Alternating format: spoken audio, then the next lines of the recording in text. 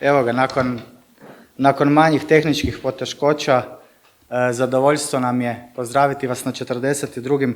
Zagrebačkim književnim razgovorima.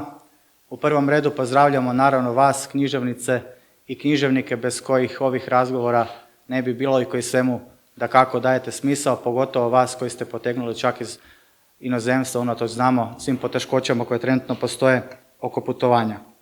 Pozdravljamo također i izaslanika ministrice kulture i medija i predsjednika Vlade, državnog tajnika gospodina Ivicu Poljička. Molim vas da ga pozdravimo jednim pljeskom. Izaslanika predsjednika Hrvatske akademije znanosti i umjetnosti akademika Mladena Makijeda. Zatim izaslanika gradonačelnika grada Zagreba gospodina Tihomira Milovca, zastupnika u Gradskoj skupštini. Dobro nam došli. Jednako tako i sve medije koje nas prate, hvala vam. Evo, zadovoljstvo nam je ovakvim razgovorima tim veće zato jer je nakon 41. Zagrebačkih književnih razgovora koji su održani u atmosferi pandemije koronavirusa s jedne strane, s druge strane i potresa koji je znatno oštetio naše prostore, pa je zapravo bilo kakve manifestacije bilo nemoguće organizirati, tim veće što se na ovim 42. razgovorima po redu možemo vidjeti licem u lice, uživo, onako kako pravi razgovori zapravo moraju i biti. Hvala još jednom svima na dolasku, nadam se da ćemo imati uspješne zagrebačke književne razgovore, a na samom početku ove prve večeri uživat ćemo u menuetu u antičkom stilu Lea Ornsteina, koji će izvesti gospođica Lucija Petrač na flauti i Bogdan Bekicki na klarinetu. Izvolite.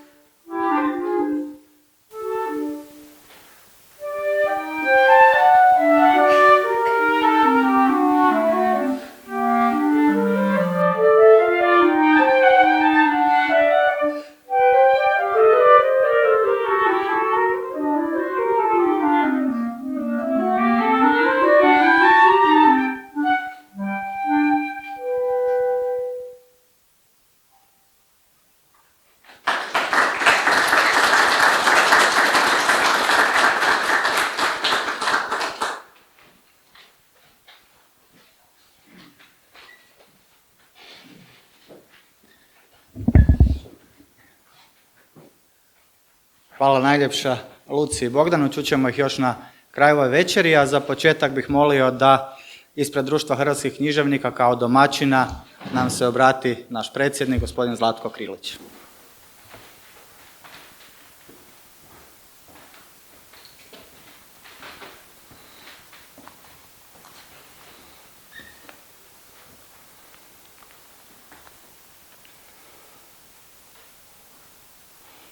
Poštovane kolegice, poštovane kolege, dragi i poštovani gosti, uvaženi sudionici 42. zagrebačkih književnih razgovora, poštovani izaslaniče ministrice kulture i medija i predsjednika Vlade Republike Hrvatske, doktor znanosti Ivica Poljičak, poštovani izaslaniče gradonačelnika grada Zagreba, gospodine Tihomir Milovac i poštovani izaslaniče, predstavniče Hrvatske akademije znanosti i umjetnosti, akademiče Mladen Makedo. Pozdravljam vas u ime članova Društva hrvatskih književnika i u svoje osobno. Dobrodošli u DHK. Skraćenicu DHK volim tumačiti i kao Dom hrvatske književnosti, dakle dobrodošli u Dom hrvatske književnosti. Prije godinu dana 41. zagrebački književni razgovori bili su prva manifestacija održana u našem obnovljenom, a u potresu jako stradalom prostoru. Lani isto tako neki sudionici nisu mogli doći jer su granice bile zatvorene u nastojanju suzbijanja širenja koronavirusa, ali ja sam bio optimist. Naivno sam vjerovao da će za godinu dana sve to biti iza nas. Kako je danas stanje s posljedicama potresa i zastrašujućim brojkama novo zaraženih, mislim da ih je danas 1925, ne preostaje nam ništa drugo nego da optimizam prebacimo na sljedeću godinu, a da sada uživamo u činjenici da su razgovori uprkos svemu ipak uspješno pripremljeni i upravo započinju. Zagrebački književni razgovori su najznačajnije manifestacija Društva hrvatskih književnika, ali i jedna od najznačajnijih međunarodnih skupova u Hrvatskoj na kojem se književno-znanstveno, interdisciplinarno, eseistički promišljaju teme značajne za književnost, ali i za umjetnost općenito. Ponosni smo na Zagrebačke književne razgovore zbog izuzetno visoke razine izlaganja, zbog zanimljivih i plodonosnih razgovora, i formalnih i neformalnih, zbog broja sudionika.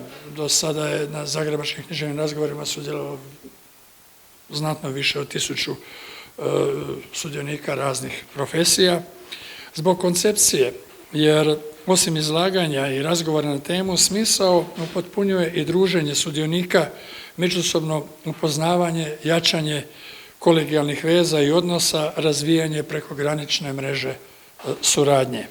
Ponosni smo i zbog dugovječnosti ove manifestacije. Razgovori žive već 52 godine jer u početku su bili bijenalni.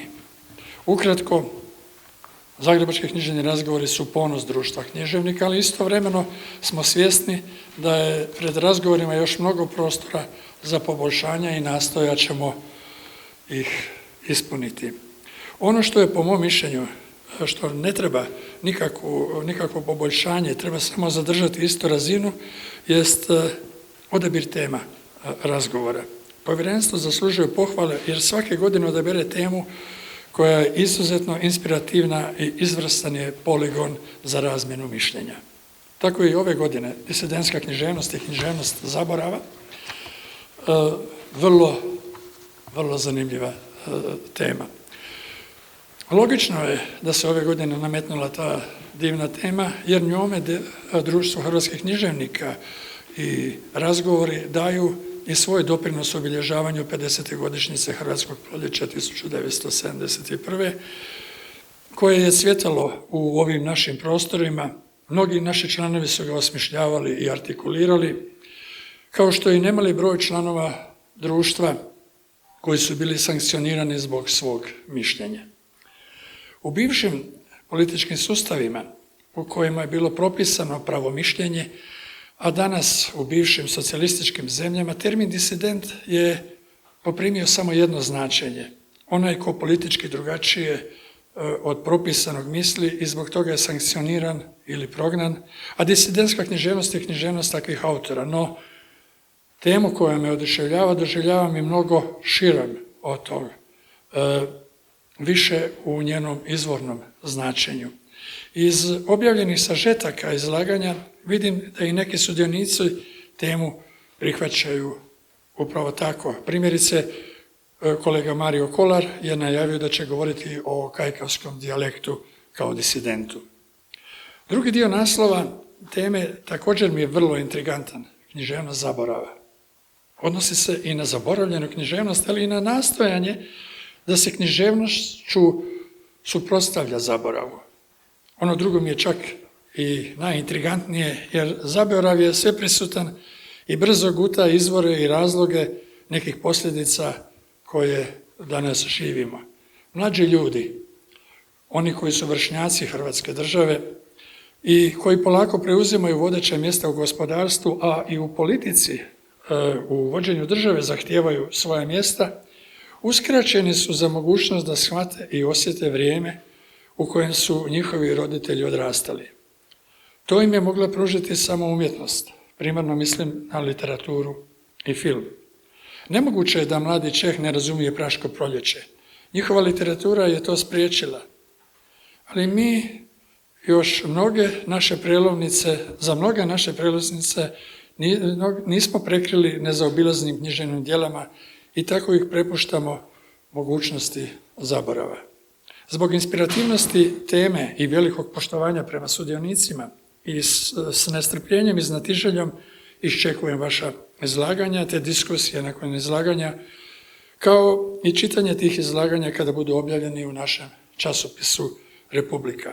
Svim sudionicima želim uspješan rad i ugodno druženje, a gostima još i lijepu uspomenu na boravak u Zagrebu. Hvala.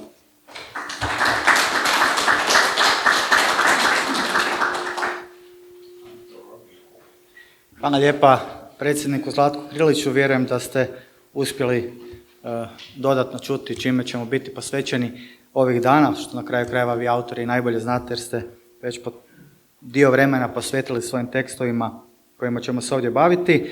A molio bih sada izaslanika gradonačelnika grada Zagreba, gospodina Tihomira Milovca, da nam se također obrati.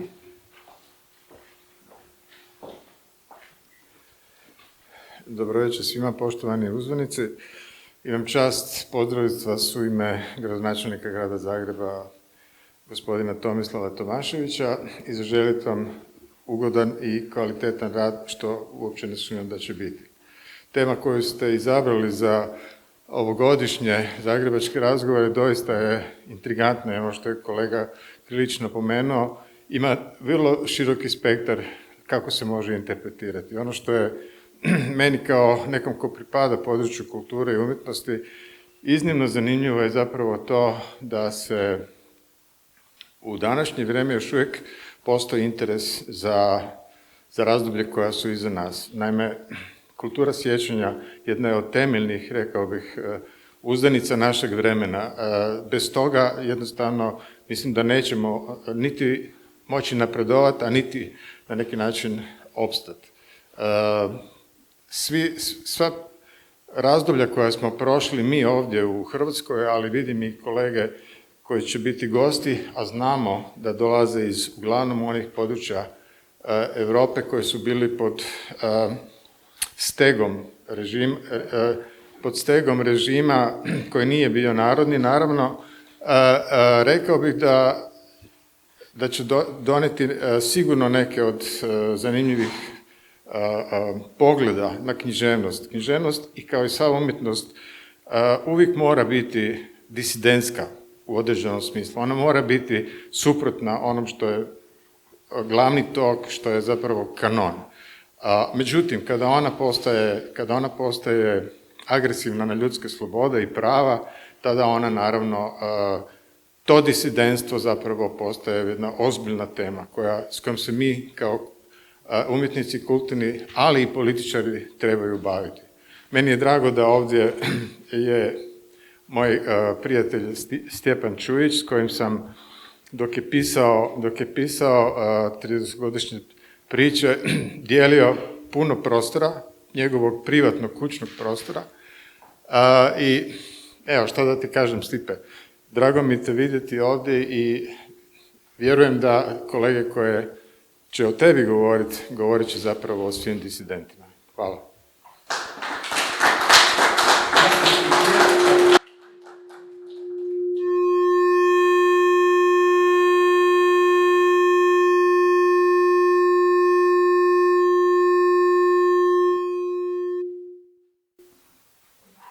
Ja nemam pojma.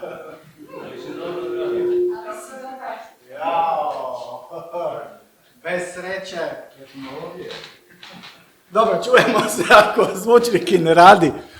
Ja mislim da ovaj vaš krasan govor je uzdrbao zgradu iz temelja koji potres kraj, pa je došlo do poremeća i neka je, evo, vrijedilo je. Hvala vam najljepša. S nama je izaslanik predsjednika Hrvatske akademije znanosti i umjetnosti, naš uvaženi član akademije, gospodin Mladen Makijedo, pa ga također molim da nas pozdravi s nekoliko riječi.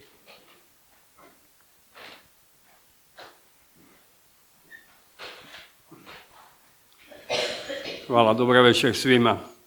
Ja se ovdje nalazim u malo neobičnom položaju, ne znam da li se ikada neki izaslanik ovog tipa našao u situaciji da bude i vani i unutra. Naime, ja sam član organizacijskog odbora, a istovremeno me predsjednik akademije ovlastio da u ime te institucije da vas pozdravim. Međutim, naravno ja kao pisac nisam mogao ovu malo grotesknu situaciju prenijeti glasno na vas. Međutim, naravno, nikakve instrukcije nisam od predsjednika akademije dobio. Međutim, samim time što je me on ovlastio, podrazumijeva se da akademija kao i država i grad podržava svesrdno ovaj skup i tako vam mogu izvana i iznutra poželiti sve najbolje i sutra i preko sutra. Hvala.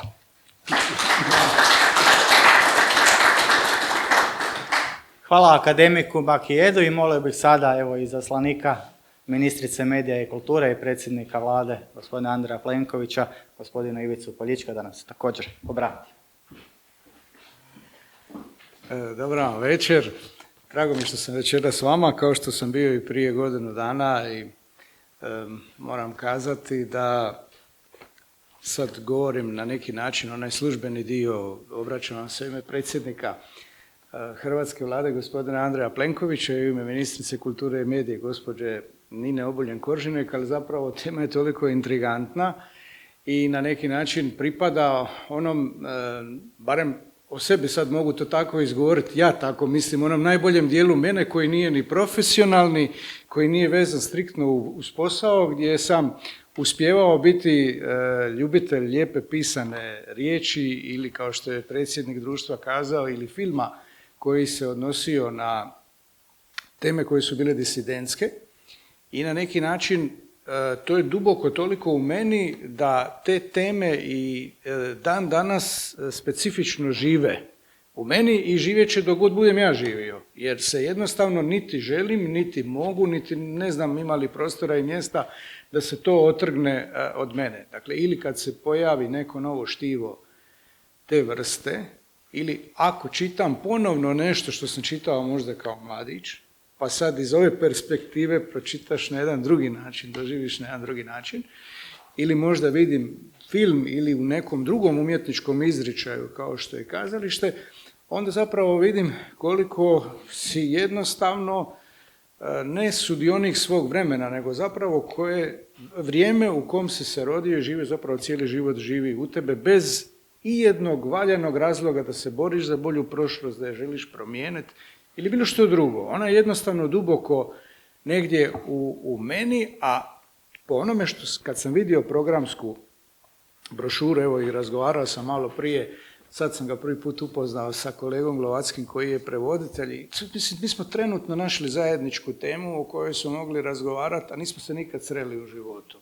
Evo, to su teme vremena u kom smo odgajani, manje više svi, pretpostavljam, možda i 100% svi koji su tu nazočni, imaju svoj roman, imaju svog književnika, imaju svoj film koji se bavi više ili manje sa onim što se krije iza ovog naslova, gdje čak i jezik, odnosno dijalekt, može biti disidentski u odnosu na onaj koji je u jednom trenutku proglašen službeni, pa čim nije u skladu sa službenim, na neki način bi bio disidentski.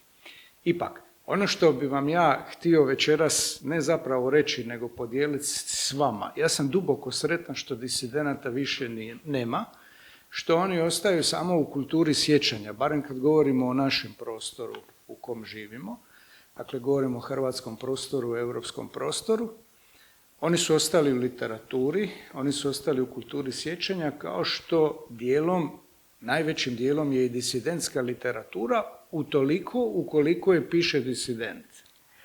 Dakle, kad disident, kao što moj Vinko Nikolić, sugrađanin, kad piše svoje prekrasne pjesme, one, kad danas čovjek vidi u njima disidentskoga, nema ama baš ništa. One kao da su nastale taj trenutak u njegovom docu, bez obzira što ih je on pisao možda u Argentini ili u Barceloni ili bilo gdje. To se htjelo reći da je disidentsko zato što je on bio disidentski, ali neka literatura je sama po sebi doista bila disidentska, iako nije bila kući. Kad je Vinko donio, kad se vratio nakon 90. u Hrvatsku, kad je donio Bogdana Radicu, to je za mene bilo nevjerojatno otkriće kad sam pročitao. Dakle, cijeli taj diskurs koji je čovjek mislio od 45. pa i prije, na ovamo dok je bio u inozemstvu. Dakle, disidentstvo je iznimno složeno, ja sam ponovno još jednom sretan zbog toga što s tim možemo kazati da živimo u demokratskom društvu, gdje je disidentstvo kao takvo suvišno i ne postoji. Imamo pravo misliti na glas, imamo pravo objavljivati, a da se zbog toga nikome neće dogoditi ništa nažao, nitko zbog toga neće stradati, bilo da je publika, bilo da je autor ili tomu slično. Ali s druge strane sam opet uvjeren, ako nikako drugčije, onda barem u formi povijesnog romana, da će disidenti i disidentska literatura, a poglavito disidentske teme, jer se ponekad i između redaka zapravo čitalo da bi se otkrilo što se htjelo reći, da će imati svoje autore koji će o tomu pisati, kao što sam ja neki dan otkrivao neke stvari o Eugenu Kvaterniku, jer evo za 2 dana će biti 150 godina, punih 150 godina od 8. listopada, kad je on krenuo u jednu avanturu, u Rakovici. To su teme o kojima će vjerojatno biti i poneke publike, ali puno manje, koja će s njima moći živjeti u literarnom smislu, uživati i čitati, ali će kao ogledalo, kao zrcalo jednog vremena zasigurno nastaviti i dalje. Ja vas molim da mi oprostite što sam bio ovako možda izvan onog protokolarnog dijela, ali nisam mogao drugčije, nisam mogao sad ovo pročitati što su mi napisali da pročitam, jer sam nekako ovo sve skupa na putu po ovoj kiši osjetio i evo, i sjećam se kad sam čitao i Orden u svoje vrijeme i druge stvari koje su, ili evo, nek mi bude dopušteno, zapravo možda me to i profesionalno odredilo kad sam čitao prvog Solženjicina i njegov odjel za rak. To je po meni, dakle, to je sve neka literatura koja ulazi u ovaj krug onoga što možemo nazvati disidentskom literaturom. Tako da vas ja od srca pozdravljam. Rado ću u Republici pročitati sve ovo što nadam se da će biti tu i zanimljivog štiva, barem po ovakvim vremenima kad pada kiša i navečer kad si zatvoren, i da ću guštati u toj literaturi. Evo, ja vas još jednom pozdravljam u ime predsjednika Vlade i ministrice kulture. Živjeli, ugodan i plodonosan rad vam želim.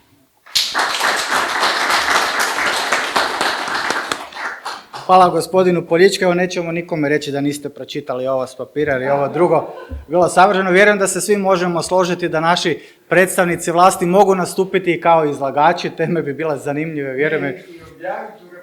Tako je, prostor vam je otvoren, stignete, ako ne ove iduće godine. Hvala najljepša svima, evo i za kraj službenog dijela ove večere, službenog otvorenja, još ćemo jednom uživati u glazbi. Čućemo skladbe Adantino, Jozefa Frida i Heitora Vilja Loboša, koros broj 2 za flautu i klarinet, opet da kako u izvedbi gospođice Lucije Petrać i gospodina Bogdana Bekickog. Dočekajmo ih pljeskom.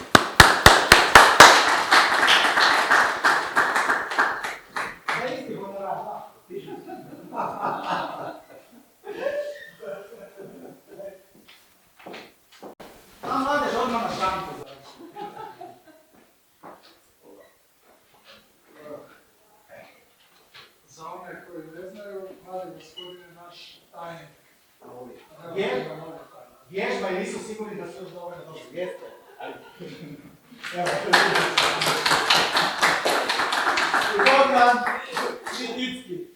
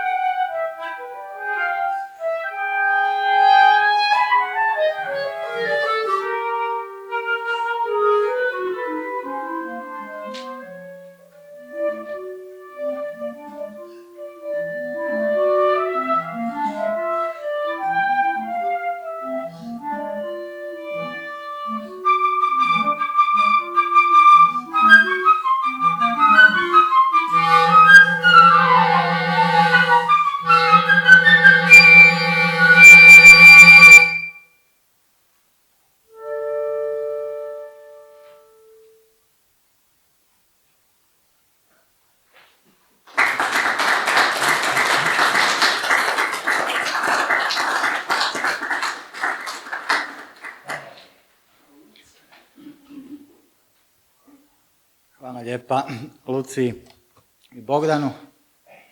Vrijedilo je strpjeti se malo.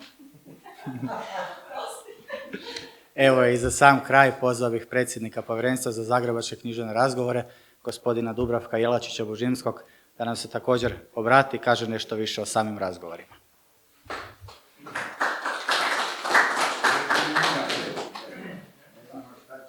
Nije zahvalno nakon glazbe nastupiti, ali mislim.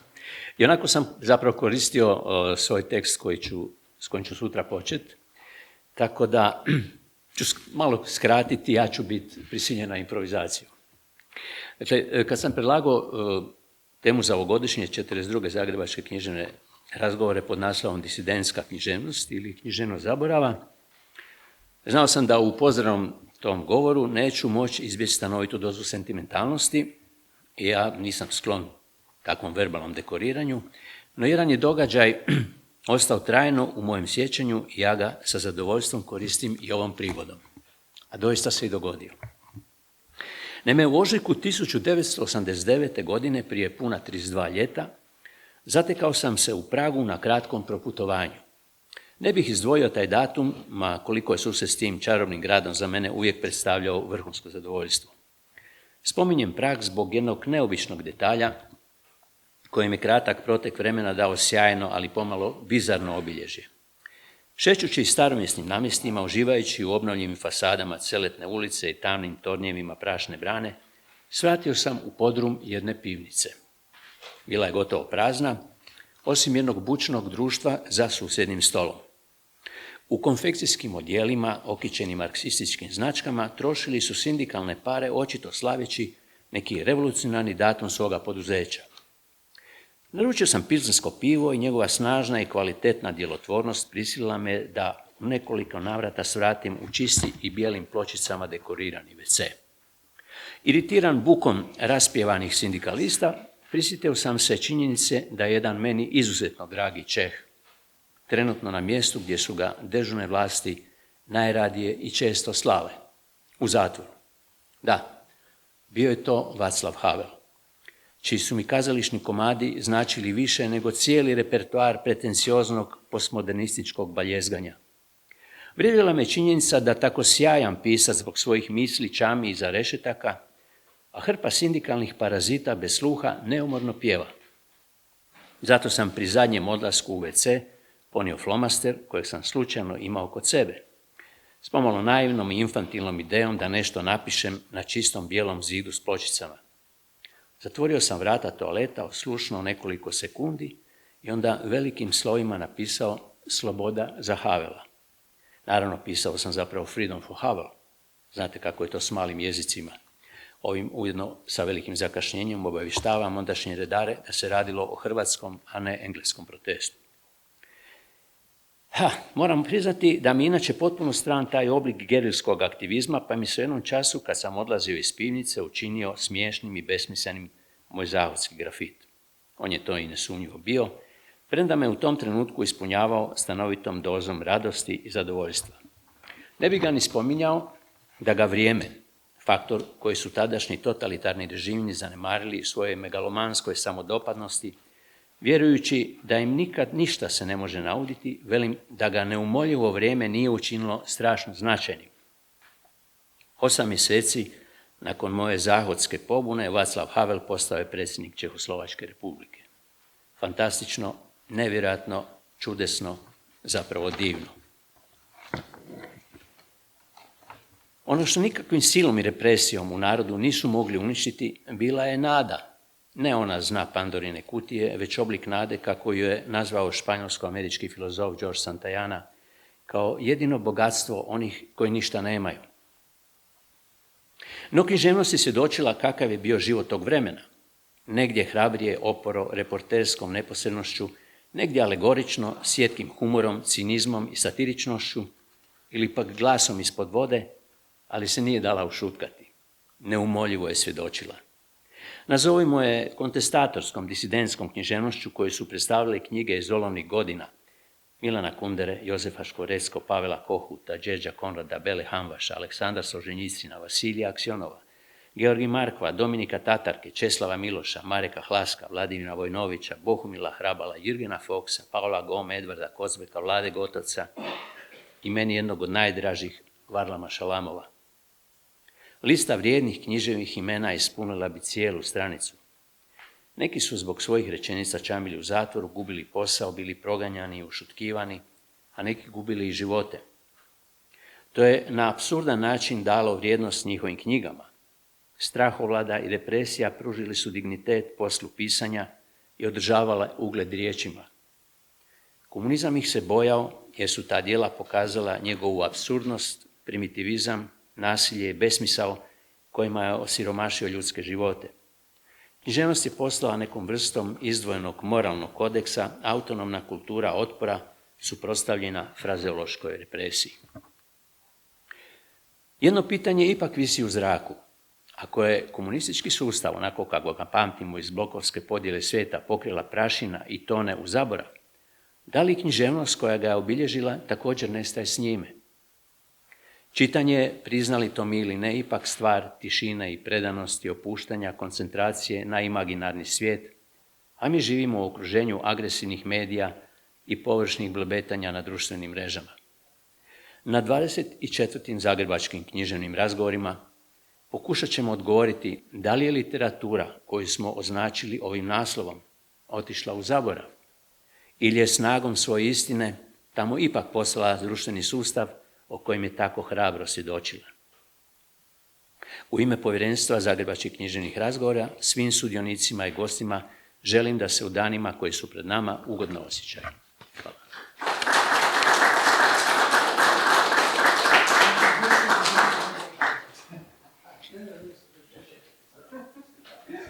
Hvala lijepa gospodinu Jelačiću Božimskom, hvala svima. Pozivamo vas da nam se pridružite u četvrtak i petak s početkom od 9 sati na našim programima, a sad vas pozivamo da ostanete evo ovdje s nama, imamo jedno malo druženje. Živjeli!